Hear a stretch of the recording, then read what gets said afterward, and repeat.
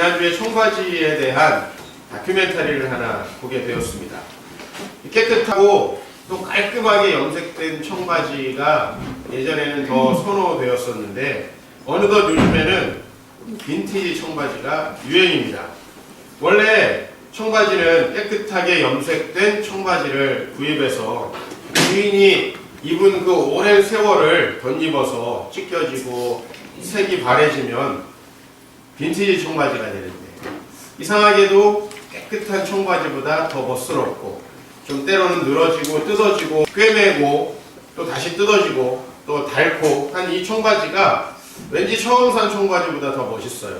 그래서 요즘 우리 많은 젊은이들이 이제 다 달아진 청바지를 선호하기 때문에 그런 청바지를 만드느라 원래 깨끗한 청바지보다 훨씬 더 많은 수고들이 들어간다고 합니다. 힘든 일을 견디며 수고하면서 오랜 시절 주인과 동행한 청바지의 멋스러움. 그래서 미국에서는 이 낡은 청바지를 입고 연장을 들고 있는 남자들이 가장 매력적으로 보인다라는 그런 이야기도 합니다. 왠지 자신의 삶의 현장에서 오랫동안 수고하며 버텼을 것 같아요. 그 청바지가 얼마나 튼튼합니까? 근데 그 청바지가 뜯어지고 헤어질 정도로 그 사람이 어떤 일을 포기하지 않고 했다라는, 왠지 그러한 그 사람의 인생의 끈질김 같은 것, 그런 것들이 이렇게 묻어나는 것 같아요. 이제 최근에는 빈티지 청바지를 그래서 입으려는 소비자들이 많아졌어요. 즉 자기는 수고하지 않고 자기는 고생하지 않고 마치 그런 오래된 청바지가 가지고 있는 멋스러움을 누리려고 하는 사람들이 많아졌다라는 거죠. 그래서 이것을 어떻게 만드는가 보니까 깨끗한 청바지를 만들어 가지고 그 청바지를 모래와 함께 기계에다가 돌려요. 그러면은 청바지에 물이 군데군데 빠집니다.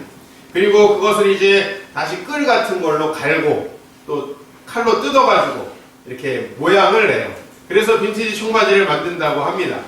이것이 엄청나게 많은 노동력을 요하는 작업이라서 요즘에는 대부분 제3세계 국가에서 이 빈티지 청바지를 제작하고, 하나의 빈티지 청바지를 만드는데 물이 7,000리터 정도 이렇게 들어간다라고 해요.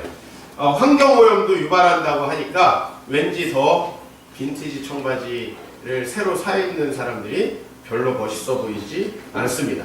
사실 진정한 의미에서의 빈티지 청바지는 깨끗한 옷을 입어서 내 삶을 오롯이 담아내서 견디고 또 헤어지지만 결코 알가 없어져 버리지 않는 그런 청바지, 그것이 빈티지 청바지가 되겠죠. 우리는 일반 청바지보다 조금 웃돈을 주고 빈티지 청바지를 입을 수 있는 그런 시대에 살고 있습니다. 하지만 여러분, 우리가 오늘 이야기하려고 하는 빈티지 신앙, 즉 하나님 앞에서 수많은 삶의 순간순간들을 참고 견디고 수고하고 애쓰며 인내할 때 끝까지 승리한 사람에게 주어지는, 왠지 그 하루 이틀 신앙생활을 해가지고는 절대 가질 수 없는, 또 교회를 오래 다니지만 힘든 일도 피하고 어려운 일도 피하고 그냥 설렁설렁 살아온 인생에게는 왠지 어울리지 않을 것 같은 그런 그 빈티지 신앙, 그런 신앙을 우리가 돈으로 소유할 수는 없겠죠. 완벽하지는 않지만 칭찬할 만한 신앙, 또 좋은 일이 있는 것만은 아니지만 늘 감사할 만한 그런 인생, 그리고 결코 쉽지 않고 많은 어려운 일들이 있었지만 넉넉히 이겨낸 신앙, 그런 삶의 모든 순간순간에 하나님을 바라보면서 그 하나님을 신뢰하는 그런 신앙의 결과, 그 세월들이 묻어있는 그 신앙이 바로 빈티지 신앙입니다. 10년이 우리 교회가 지났어요. 저와 함께 신앙생활을 했던 10년 동안 변치 않고 함께 했던 분들, 항상 좋은 일만 있었을까 하는 생각을 합니다. 또 항상 교회에 다니고 싶은 마음만 있었을까? 저는 항상 목회를 하고 싶고 항상 말씀을 전할 때마다 에너지가 넘쳤느냐? 하면 그렇지 않습니다. 하지만 우리가 10년 동안 제일 잘한 건 무엇인가라는 걸 생각해 봤을 때, 오늘 여기에도 저와 함께 교회를 시작한 여러분들이 계시는데, 그저 그 10년 동안 한결같이 그 자리를 지키고 어떠한 상황의 변화들이 생겨도 계속 한결같이 주님을 신뢰하는 그런 신앙을 가지신 분들, 저는 빈티지 성도님이라고 어디 가서든지 자신 있게 자랑합니다. 이제 나이가 들었고 화려함은 없어졌지만 멋있고 더 아름답다라는 생각이 듭니다. 이런 빈티지 신앙을 소유한 사람의 인생, 그게 정말 멋스러움이 들어있는 그런 빈티지 인생 아니겠어요? 그래서 저는 오늘 여러분들에게 그런 신앙을 살아간 사람으로서 다윗의 이야기를 좀 하려고 합니다. 오늘 본문에서 바울은 유대인들에게 구약 성경을 소개합니다. 그런데 구약 성경을 소개하면서 다윗이라는 인물을 이야기해요. 오늘 여기 본문에 다윗을 왕으로 하나님께서 세우셨을 때 참 내 마음에 맞는 사람이다 라고 이렇게 다윗을 소개합니다. 그런데 예수님이 이 세상에 오실 때 그 메시아의 모형으로 하나님께서 끝까지 누구를 택하고 있느냐 하면 다윗을 택하고 있다. 그래서 오늘 여기 말씀은 뭐라고 얘기하냐면 다윗은 참 내 마음에 맞는 사람이라 내 뜻을 다 이루게 될 것이다 라고 얘기하셨었는데 정말 하나님이 약속대로 그의 후손에서 이스라엘을 위하여 구세주 보내셨는데 그분이 바로 예수다 이렇게 얘기합니다. 다윗은 적어도 완벽한 신앙은 아닙니다. 다윗의 삶에 정말 어려운 일들 많았습니다. 그러나 다윗은 결국 하나님이 목표하신 바로 그 자리, 하나님이 생각하신 바로 그 모습으로 서 있다는 것입니다. 우리는 그래서 역사의 끝에서 예수의 조상으로 소개되고 있는 그 다윗, 그 사람의 삶과 신앙에 대해서 오늘 좀 생각해 보려고 합니다. 다윗은 성경에서 예수님 다음으로 가장 많은 분량으로 소개되는 인물이에요. 여러분 원래 에녹처럼 짧게 몇 줄만 나와야 존경할 만해요. 그렇죠? 항상 하나님과 동행해요. 근데 우리 다윗에 대해서 너무 많은 이야기를 알고 있습니다. 우리 여러분들 다른 배우자가 더 좋아 보일 때가 있을 거예요. 그건 안 살아봐서 그렇습니다. 단언컨대 여러분의 옆에 있는 남편과 아내처럼 살아보시면 마찬가지예요. 왜냐하면 우리는 누군가에 대해서 많은 정보들을 가지고 있을수록 그 사람을 존경하기가 어렵습니다. 성경에서 다윗은 너무나 많은 것들이 소개되어 있어요. 그가 목동일 때부터 그가 간음하는 현장까지, 그가 살인교사하는 현장까지 다 따라가서 그를 기록하고 있어요. 성경에 이렇게 많은 분량이 기록되었는데 하나님은 야 그거 뭐 잘하는 줄 알았더니 밑바닥으로 미끄러지고 그런 추잡스러운 사람이다 라고 다윗을 소개하지 않습니다. 그 모든 하나님의 뜻을 결국은 이루어내서 예수 그리스도의 조상으로 자리매김을 했다라고 이야기를 하고 있어요. 우리는 다윗의 화려한 승리를 알고 있습니다. 그가 골리앗을 이긴 그 화려한 승리 얼마나 멋있어요. 그리고 그가 왕이 되어서 얼마나 많은 전쟁의 승리들을 하였습니까? 그는 우리에게 놀라운 성공을 보여주는 인물입니다. 또 그는 초인적인 순종을 합니다. 자기의 원수를 죽이지 않아요. 여러 순간순간 하나님을 바라보며 인내합니다. 그리고 그는 여러 가지 어려운 일이 있을 때에도 하나님을 의지합니다. 그러나 반대로 간음과 살인교사의 수렁에서 헤맸습니다. 물론 이 간음은 그의 지위에서 나왔고 이 살인교사도 그가 왕이었기 때문에 가능한 일이었겠죠. 어쨌든 그는 이런 일들을 통해서 그의 아들의 반역을 경험하기도 하고 또 수많은 시간 죽음의 위협을 경험하기도 하였습니다. 하지만 결론 무엇이냐? 그는 빈티지 신앙이다. 우리가 그의 인생을 생각할 때 멋있다라고 하는 겁니다. 왜 그는 완벽하지 않은데 멋있을까 하는 거예요. 왜 그는 때로 적진에 사로잡혀가지고 살아남기 위해서 침을 흘리면서 미친 사람인 척을 한 적도 있는데 왜 우리는 그를 멋있는 사람이라고 할까? 그가 모든 순간에 한결같은 게 있었어요. 그건 뭐냐면 한결같이 하나님 앞에서 똑같았다는 거예요. 한결같이 그의 삶이 결코 쓰러지거나 하나님을 부인하거나 배신하지 않았다는 거죠. 먼저 그의 삶을 몇 가지 살펴보도록 하겠습니다. 그는 힘겨운 과제를 맡아뜨렸어요. 우리의 삶이 어떻습니까? 좀 쉽고 내가 하고 싶은 일은 선뜻 할지라도 좀 위험하고 어려운 일들은 피하려고 하잖아요. 여기서부터 우리의 인생에는 문제가 생깁니다. 군대에서 어떻게 군 생활을 하는 사람들이 승진을 합니까? 사무실에서 펜 대불리는 사람은 승진이 아니죠. 어려운 현장 속에, 때로는 파병의 현장 속에 가서 그 현장에서 아주 어려운 전투들을 경험하고 또 지휘했을 때 그 사람을 장군의 칭호로 붙여주는 겁니다. 오늘 이스라엘 백성들이 평소에는 하나님을 다 섬기는 것 같았습니다. 그러나 어려운 일이 생겼을 때, 즉 블레셋의 골리앗이라고 하는 큰 장군이 그들을 쳐들어왔을 때 이스라엘 백성들은 그 어려운 과업 앞에 다 뒤로 뺐습니다.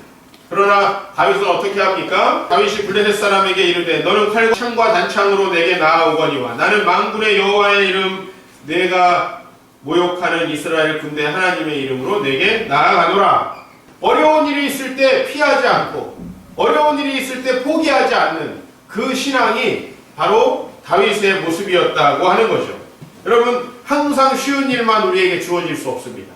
때로 우리 인생에 굉장히 어려운 일도 주어집니다. 그럴 때 피하고 싶습니다. 누구든지. 어려운 일, 힘든 일을 감당했을 때 여러분의 인생은 더 가치 있어지고 주변 사람들에게 존경받을 수 있는 인생이 된다는 것입니다. 저는 특별히 다윗에게서 이 다음에 소개할 부분을 좀 값지게 생각합니다.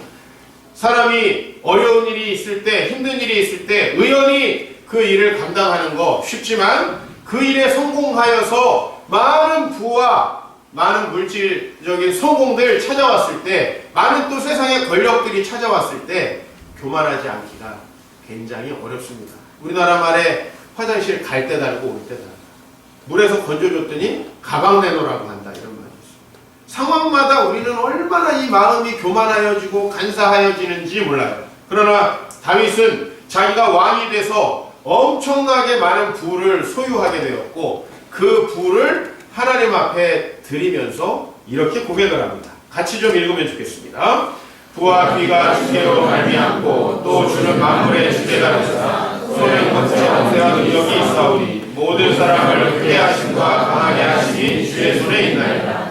나와 내 백성이 무엇이기에 즐거운 마음으로 드릴 힘이 있었나이다. 모든 것이 주께로 말미암았사오니 우리가 주의 손에서 받은 것으로 주께 드렸을 뿐이니이다. 아멘. 사람이 잘 됐을 때 교만하지 않는 것 정말 어려운 것 같아요. 사람이 뭐가 잘 되면 항상 자기 능력 때문에 잘 된 것처럼 자랑하고 싶은 마음이 들거든요. 공부를 못할 때는 하나님 지혜를 주십시오. 지혜를 막상 주면 야, 나처럼 공부해야지. 너 그래가지고 되겠냐? 이렇게 얘기하고 싶은 게 이 사람이죠. 가난하고 힘들 때는 주님께 의지하면서 나에게 물질을 채워주세요. 물질이 정작 주어졌을 때는 어떡합니까? 야, 내가 그래도 꽤 능력이 있는 사람인가 보다 하면서 그 물질을 자랑하고 과시하고 싶어요. 그러나 오늘 다윗은 어떻습니까? 자기의 손에 부와 귀가 주어졌는데도 불구하고 그것은 다 주님에게서 나온 것이다. 그리고 그 물질을 드릴 때에 내가 무엇이기에 이처럼 즐거운 마음으로 드릴 수가 있는가? 우리는 다만 주의 손에서 받은 것을 드렸을 뿐이다. 작은 것을 주님 앞에 헌신해도 자랑하고 싶어지는 경우가 실제로 교회에서 뭔가 헌신을 했는데 목사님이 알아주지 않는다고 삐져서 교회 안 나오는 사람들 상당히 많이 있습니다. 물론 안 알아주는 목사도 좀 그렇지만 여러분, 우리가 왜 이렇게 작은 것을 하고도 자꾸만 인정받으려고 할까요? 저는 오늘 이 다윗의 마음이 정말 그가 끝까지 실패하지 않을 수 있는 이유였다는 거예요. 이스라엘의 남쪽과 북쪽에 수십 명의 왕들이 있어요. 그러나 이렇게 성공하고도 변질되지 않은 왕은 다윗밖에 없어요. 성공하지 않아서 변질되지 않은 사람은 많이 있어요. 성공해서 변질된 사람은 많이 있어요. 그러나 성공하고도 변질되지 않는 건 쉬운 게 아니에요. 우리 교회는 젊은 사람들이 많습니다. 결혼하지 않고 순수한 사람들은 많아요. 결혼하고 변질된 사람들도 많아요. 결혼하고 나니까 아내가 하나님 되고 자식이 하나님 되는 사람들 많아요. 그러나 결혼하고도 변치 않는 사람, 상황이 바뀌어도 변치 않는 사람, 물질들을 소유하고 사회적 지위를 얻어도 변치 않고 하나님 앞에 겸손한 사람, 그 사람이 바로 다윗과 같은 빈티지 인생입니다. 그러나 여러분, 다윗도 인간입니다. 다윗에겐 대반전이 있어요. 그는 간음하고 심각한 죄에 빠집니다. 그가 간음하여 자기의 죄를 숨기고 있을 때 나단이라는 선지자가 그에게 찾아옵니다. 그래서 이렇게 이야기를 하나 해요. 왕이시여, 내가 알고 있는 이야기가 하나 있는데 어떤 사람이 양이 100마리가 있는 큰 부자가 있었습니다. 그런데 그 큰 부자가 어느 날 손님이 와가지고 대접할 것이 필요하니까 옆집에 양 1마리밖에 없어서 그 양과 가족처럼 지내는 그 집에 가서 그 양을 뺏어다가 그걸 잡아가지고 손님을 대접했으니 이 사람을 어떻게 해야 되겠습니까? 그놈을 당장 잡아와라. 내가 가만두지 않겠다. 그게 바로 당신입니다. 다윗이 이렇게 고백을 합니다. 하나님이여, 주의 인자를 따라 내게 은혜를 베푸시고 주의 많은 긍휼을 따라 내 죄악을 지워주소서.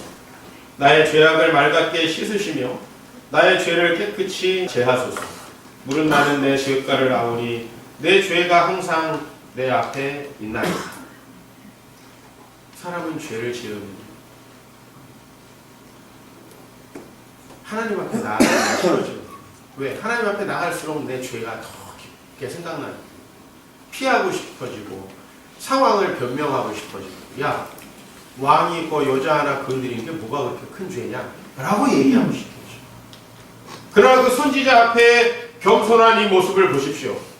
역시 그는 왕이라는 신분을 이용해서 자기도 모르는 사이에 교만하여지고 높아져서 죄를 지었지만 다시 한번 하나님 앞에서 아주 연약하고 죄인일 수밖에 없는 낮은 자의 자리로 다시 돌아오고 있는 그의 모습. 그의 인생에는 참 억울한 일도 많았습니다. 그러나 그 억울한 일들이 찾아올 때 그는 이렇게 또 고백합니다. 여호와여, 나의 대적이 어찌 그리 많은지요. 일어나 나를 치는 자가 많습니다. 많은 사람이 나를 대적하여 말하기를 그는 하나님께 구원을 받지 못한다 합니다. 여러분, 하나님을 믿으면 좀 그 믿는 만큼의 어떤 증거와 보상이 있으면 좋겠잖아요. 증거가 보상. 그래서 야, 하나님을 믿는 사람 이렇게 잘 돼. 좀 뻐기고 싶은 생각 들지 않아요? 근데 이상하게 진실한데 더 고난을 당하는 시기들이 있어요. 다윗도 그러했습니다. 골리앗을 이기고 자기가 높아졌을 때 많은 사람들이 그를 시기하고 저놈은 내 왕의 자리를 뺏으려고 하는구나. 왕에게 싸바싸바해서 간신처럼 높은 자리에 올라가는구나. 그를 시기하는 사람들이 많이 있었습니다. 그가 왕이 된 다음에도 그의 권력을 찬탈하려고 얼마나 많은 사람들이 대적했어요. 그러나 그는 포기하지 않습니다. 죄 중에 빠지거나 헛된 방법으로 원수를 갚지 않았습니다. 그는 이렇게 고백합니다. 천만인이 나를 애워싸 진친다 하여도 나는 두려워하지 아니하리로다. 이것이 그의 이 시편의 결론입니다. 사무엘상 30장은 이런 이야기를 소개하고 있습니다. 다윗이 어느 날 자기를 추종하며 따라다니던 사람들과 전쟁에 나아갔다가 돌아왔습니다. 그랬더니 남겨놓고 간 여자들과 아이들과 재물을 노략해 갔어요. 다윗과 그의 사람들이 성읍에 이르러 본즉 성읍이 불탔고 자기들의 아내와 자녀들이 사로잡혔는지라. 다윗과 그와 함께 한 백성이 울 기력이 없도록 소리를 높여 울었더라. 여기 가로하고 다윗의 아내들까지도 잡혀갔다는 얘기가 나와요. 아히노암이라는 사람, 아비가일이라고 하는 아내도 잡혀갔어요. 그런데 더 엎친 데 덮친 격으로 백성들이 자녀들 때문에 마음이 슬퍼서 다윗을 돌로 치자 했습니다. 여러분, 저는 이 대목에서 다윗이 정말 화가 났을 것 같아요. 왜냐하면 다윗이 지금 함께 했던 사람들이 어떤 사람들이냐면 사무엘상 22장에 보면 환난당한 자, 원통한 자, 빚진 자들이 다윗에게 모여들었을 때 다윗이 그들을 내버리지 않고 품습니다. 그 사람들이에요, 이 사람. 근데 좀 어려움이 생기니까 저 사람을 돌로 치자 하면서 다윗을 배신하는 모습을 보였습니다. 즉 그동안에 그렇게 싸매주고 감싸주고 했는데 그를 배신했을 때 어떤 마음이 들었을까? 저는 이거보다 정말 적은 강도의 배신을 당해봤는데 진짜 화나다. 슬퍼서 다윗을 돌로 치자 했어요. 그러나 다윗은 크게 다급하였지만 여호와 하나님을 힘입고 용기를 얻었다라고 얘기합니다. 이 절체절명의 순간, 죄를 지을 수밖에 없는 순간, 아니면 도망가고 싶은 순간에 다윗은 결코 도망가지 않습니다. 여러분, 사람이 참 힘든 것이 자기 마음을 사람들이 오해하고 또 자기를 돌봐주지 않을 때 참 힘들죠. 오늘 다윗도 이야기를 합니다. 여호와여, 내가 주를 미워하는 자들을 미워하지 아니하오며 주를 치러 일어나는 자들을 미워하지 아니합니까? 아닙니다. 내가 그들을 심히 미워하고 그들은 나의 원수들입니다. 왜요? 그들은 내 마음을 오해하고 나를 이해하지 못하고 자꾸만 나를 공격하고 내 영적인 상황들을 더욱더 어렵게 만들기 때문이에요. 그랬을 때 다윗이 이렇게 고백합니다. 하나님이여, 나를 살피사 내 마음을 알아주십시오. 제가 참 좋아하는 시편입니다. 어떻게 내 마음을 다 알겠습니까? 아마 우리 인생에 누군가 내 마음을 몰라주는 것 같고, 때로는 내 배우자도 내 마음을 몰라주는 것 같아서, 그죠? 정말 누가 이름 지었는지 정말 잘 지었죠. 남편. 정말 잘 지었죠. 네? 정말 남편이 남의 편같이 느껴질 때, 진짜 이럴 때가 있죠. 그리고 죄송하지만 저도 여러분 마음 몰라줄 때가 굉장히 많을 겁니다.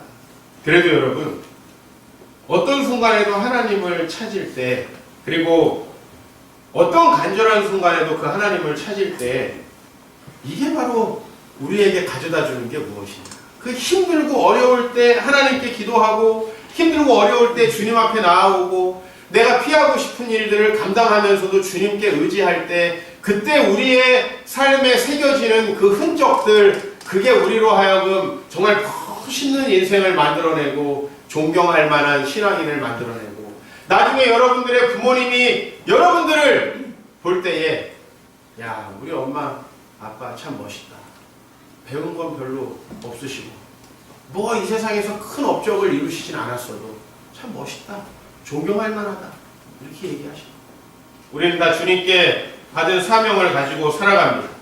여러분, 사명을 감당하고 싶은 마음이 항상 듭니까? 항상 직장에 다니고 싶고 항상 자녀들을 키우고 싶은 마음의 열정이 넘쳐나고 그렇습니까? 목사님은 항상 목회하고 싶으십니까? 당연히 그렇지 않죠. 사람이 어떻게 그럴 수 있습니까? 마음이 기쁠 때도 있어요. 너무나 의욕적일 때도 있지만 그렇지 않을 때도 있습니다. 그러면 그럴 때는 하고 그렇지 않을 때는 포기합니까?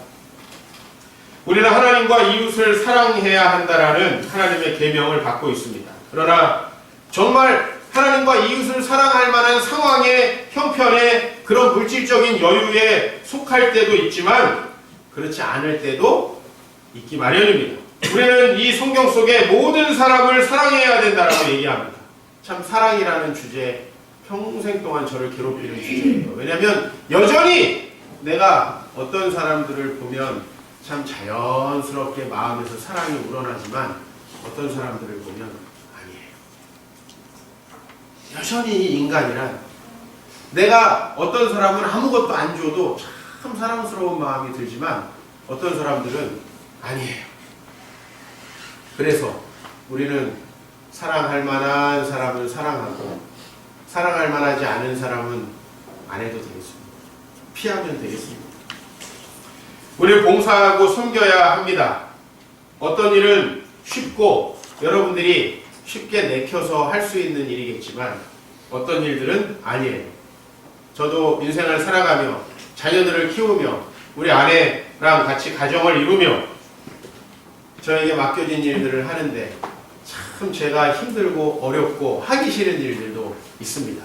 성령 충만을 위해 말씀을 보고 기도해야 된다는 사실을 압니다. 말씀과 기도가 우리에게 멀어졌을 때 우리가 어떤 인생을 살게 되는지도 우리는 잘 알고 있습니다. 그러나 어떨 때는 여러분들에게 말씀을 볼 수 있는 기회와 여유가 있지만 항상 회사 사장님이 말씀 봐야지, 기도해야지 여러분 배려하지 않습니다.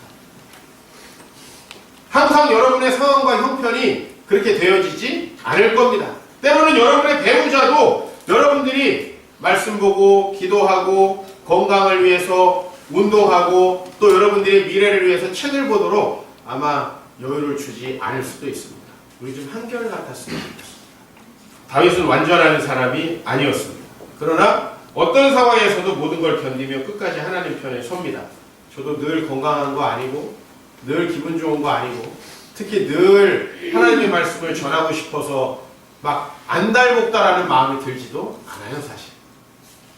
그러나 저희 여러분들한테 정말 노력합니다.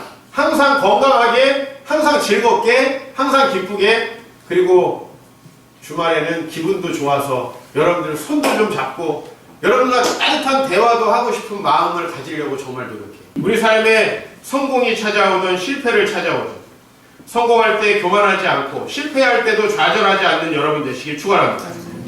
여러 상황이 변화될 것입니다. 두 사람이 만나서 연애할 때, 신혼 때, 아기 하나 있을 때, 둘 있을 때 계속 상황이 다르겠지만 여러분 가정에서 항상 부부가 서로 도우며 서로 사랑하시고 그 사랑이 변하지 않기를 축복합니다. 여러분 속으로 예배를 우리가 드립니다. 항상 내 마음이 기쁘고 항상 내 마음이 즐거워서 우리가 속으로 예배를 참여할 수는 없겠죠. 그러나 항상 우리는 한결같이 사랑하는 마음으로 서로 돕고 격려하는 마음으로 소그룹 예배에 참여하길 바랍니다. 또 우리 교회도 마찬가지예요. 목회자가 항상 좋게 느껴지진 않을 거예요. 때로는 상처도 줄 수 있어요. 성도들도 마찬가지예요. 제가 항상 사랑할 수 있는 그런 사람은 못 됩니다. 우리가 항상 한결같이 사랑하고 서로 도우면 우리 정말 빈티지 신앙, 또 빈티지 가정, 빈티지 공동체 이룰 수 있게 되리라 믿습니다. 그런 저희들을 하나님께서 참으로 인정해 주시리라 믿습니다. 꾸준히 자신의 일에 충실하고 꾸준히 말씀과 기도에 힘쓰고 꾸준히 사랑하고 꾸준히 운동하고 꾸준히 참고 인내하시기 바랍니다. 그런 한결같은 빈티지 인생의 소유자 되시기를 주의 이름으로 축원합니다.